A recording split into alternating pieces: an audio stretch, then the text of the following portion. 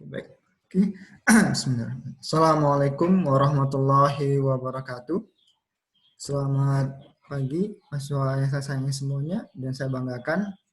Oke, pada hari ini kita akan lanjutkan perkuliahan mengenai pengolahan padatan. Dan ini merupakan tahapan terakhir dari proses pengolahan site treatment dari wastewater treatment plant. Oke. Materi saya ambil dari materi waktu pelatihan sebelumnya, pelatihan dari IPLT, yang mana kurang lebih untuk slide treatment-nya, untuk pengolahan padatan itu kurang lebih bisa juga diterapkan untuk pengolahan di IPAL. Oke. Nah, ini merupakan tahapan dalam pengolahan baik itu di IPAL atau di IPLT, yang mana tahapan pertama itu adalah kita akan memisahkan antara cairan dan padatan. Kemudian kita akan mengolahnya menggunakan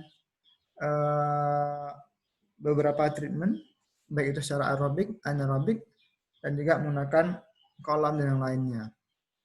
Nah, sisa dari padatan yang telah terolah dari kegiatan di secondary treatment, itu akan kita olah di bagian pengolahan padatan di sini.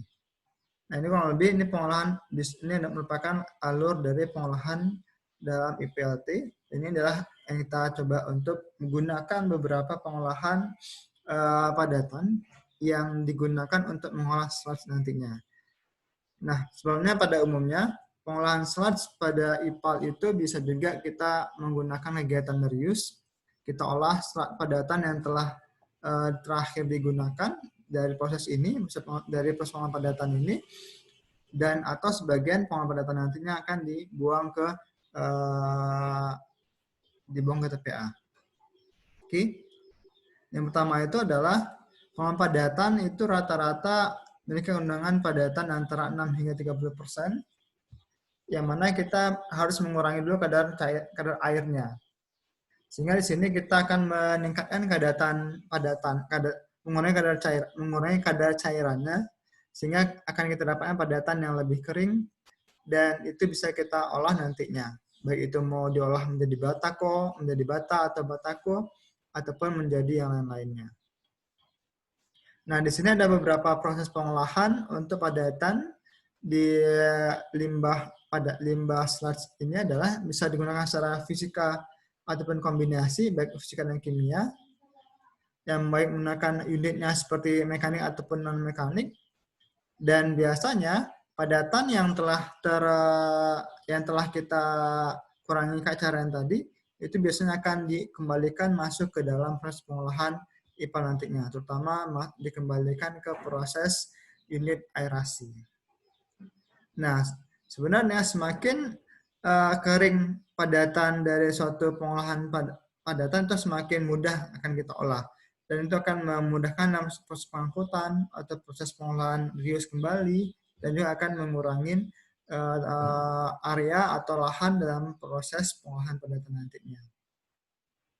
Nah, dalam proses pengolahan padatan itu ada kegiatan yang dilakukan baik secara mekanik atau non-mekanik.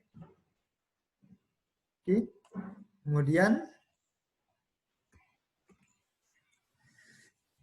nah di sini yang terpenting adalah biasanya hasil dari proses pengolahan dari digester ataupun anaerobic digester itu masih memiliki cairan yang cukup berat.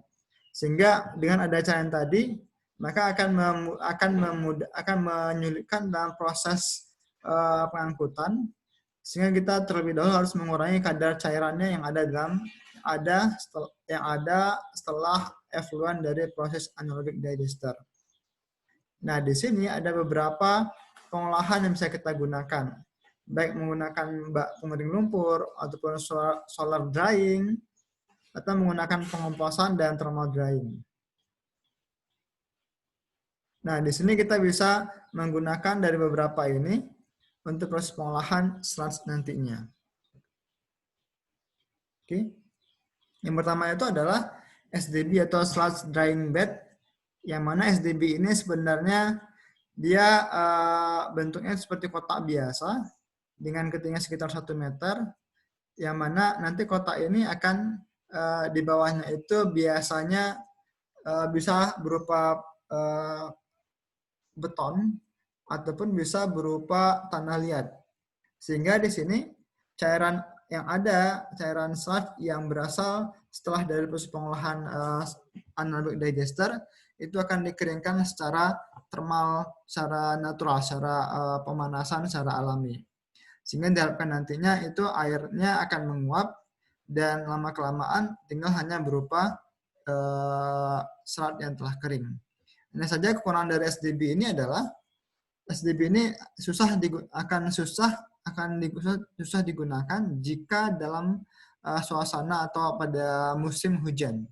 Karena saat musim hujan, maka SDB ini akan menampung air hujan sehingga menyebabkan padatan tadi akan kembali menjadi lunak dan akan harus diolah kembali menjadi kering. Nah, untuk ada padatan kering dari lumpur keluar dari mesin dewatering tersebut biasanya itu adalah sekitar 25% hingga 65%. Sehingga di sini dari proses ini kita masih memiliki sekitar 30 atau 40% dari air yang ada. Nah, air itu baru kita akan keringkan di dalam SDB ini. Nah, biasanya untuk SDB ini memiliki waktu yang cukup panjang karena kita menggunakan panas cahaya matahari secara alami dan bagian-bagian di SDB itu berupa seperti berikut. Pertama adalah berupa gravel ataupun di sini bawahnya adalah seperti, jadi bawahnya bukan beton ataupun tanah liat ya, berarti bawahnya itu adalah berupa bebatuan yang berbeda ukuran mulai dari 20 cm dan layer kedua 10 cm, layer ketiga 10 meter berupa pasir-pasir dan baru sludge drying bed. Nah, di sini baru sludge drying bed-nya ataupun layer dari sludge-nya. Sehingga di sini akan terjadi penyerapan air dari sludge drying bed dari sludge yang masuk menuju ke melalui dari pori-pori si gravel dan juga pasir tadi sehingga terjadi pengeringan. Akan tapi kekurangan dari SDB tadi selain tadi waktunya lama, kemudian akan sulit digunakan pada musim hujan dan juga saat pengurukan. Jadi ketika dia telah kering seperti ini, maka seratnya akan kita keruk menggunakan skop atau biasa, maka akan ada terikut pasir-pasir yang ada di sini. Nah, sehingga kita ketika telah bersih semua kita ambil, maka kita harus menambahkan menambah lagi pasir yang ada. Jenis kedua adalah berupa solar drying, yang mana solar drying ini merupakan salah satu teknologi yang cukup maju, yang mana di sini kita menggunakan seperti greenhouse rumah kaca, yang mana nanti si padatan serat yang telah terolah tadi akan kita hamparkan di dalam solar drying yang tertutup dan juga memiliki kaca, sehingga di sini terjadi panas yang ada di dalam kaca tersebut. Sehingga kurang lebih ini memiliki konsep seperti rumah kaca ataupun greenhouse houses. Oke. Nah, biasanya ketinggian dari sini sekitar 10 hingga 15 cm dan dilakukan perataan secara manual ataupun manual juga bisa. Dan di sini hasilnya itu berupa dapat mencapai kandungan padatan sekitar 75% kering dan juga 2% meningkatkan kandungan padatan kering per hari. Sehingga dengan adanya kenaikan dari temperatur cahaya matahari nantinya, maka akan semakin cepat padatan akan menjadi kering. Dan ini merupakan salah satu peningkatan dari SDB sehingga yang mana ketika musim hujan tadinya, maka di solar drying tetap bisa terlaksana. Nah, sini juga dilengkapi beberapa fan-fan yang digunakan untuk menyalurkan udara panas yang ada di dalam green gas house ini. Sehingga sini udaranya akan tersirkulasi dan menyebabkan proses pengeringan akan menjadi lebih cepat.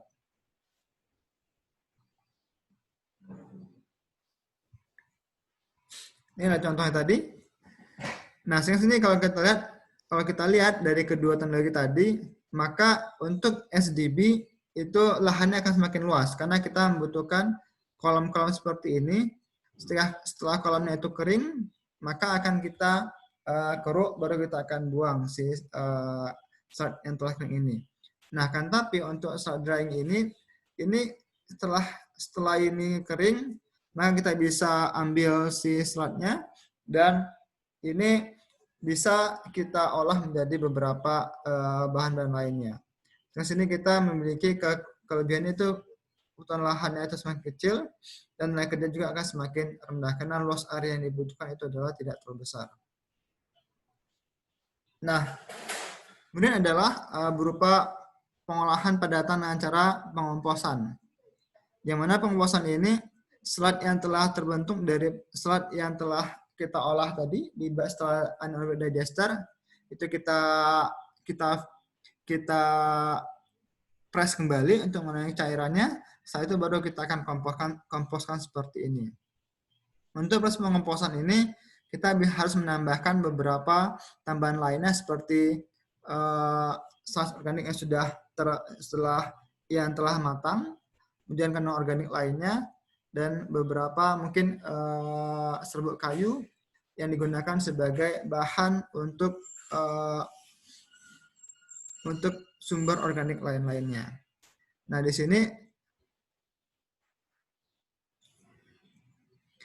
sini kita memiliki ruangan yang cukup besar dan tertutup, sehingga di sini si bakteri tadi itu bisa terhindar dari matahari dan juga tidak kena air hujan. Dan di sini ada beberapa sistem yang bisa digunakan, baik seperti withdraws atau pass dan juga menggunakan vessel seperti tabung-tabung. Nah, ini merupakan seperti withdraws yang mana ini seperti windrows atau seperti hamparan terbuka, di mana di sini akan prosesnya adalah di mana selat yang telah terolah tadi akan digabungkan dengan bahan-bahan tadi, baik itu kandungan organik berupa serbuk kayu dan yang lainnya, ataupun selat yang telah terolah tadi itu akan kita gabungkan di sini, sehingga di sini akan kita diamkan untuk beberapa hari. Nah, biasanya untuk teknologi pengomposan ini kita wajib untuk membolak-balikan si selat yang telah kita gabungkan tadi agar proses pengomposan menjadi sempurna. Oke. Nah, di sini ada beberapa rasio antara serbuk kayu dengan sludge. Itu bisa seperti berikut, bisa 3:1. Kemudian pengeringan padatan di awal merupakan hal yang penting. Sehingga sini kita harus menentukan berapakah rasio antara karbon dan nitrogennya. Nah, karena sini ada udara ruangannya terbuka, sehingga diharapkan aliran udara sangat bisa masuk, dan ini akan membantu proses pengomposan nantinya. Ini adalah pengomposan, dibolak-balikan komposnya, ini kita tutup dengan terpal ataupun sesuatu yang bisa membantu untuk mencegah air yang masuk, dan baru kita akan olah kembali. Nah, untuk pengomposan kurangannya itu kita membutuhkan ruangan yang luas dan juga memiliki area yang cukup tinggi, sehingga karena kita harus memiliki ruang udara yang cukup bagi komposnya. Ini membutuhkan tenaga manusia ataupun mesin untuk membolak-balikannya, atau bisa menggunakan secara manusia itu menggunakan skop. Dan di sini kita akan mendiamkannya kurang lebih sekitar 2-3 bulan. Sehingga sini proses sederhana, akan tapi membutuhkan waktu yang cukup lama dan luas area yang cukup besar.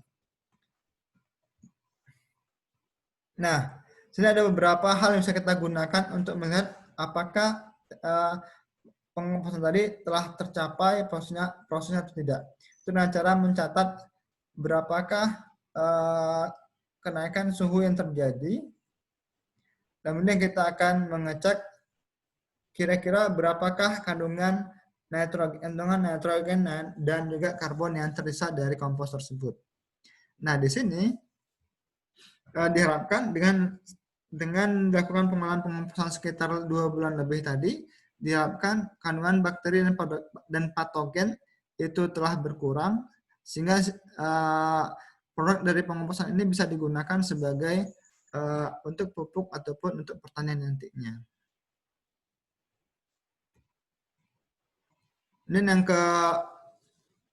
keempat adalah menggunakan teknologi thermal drying. Nah, thermal drying ini merupakan teknologi yang dengan cara pembakaran.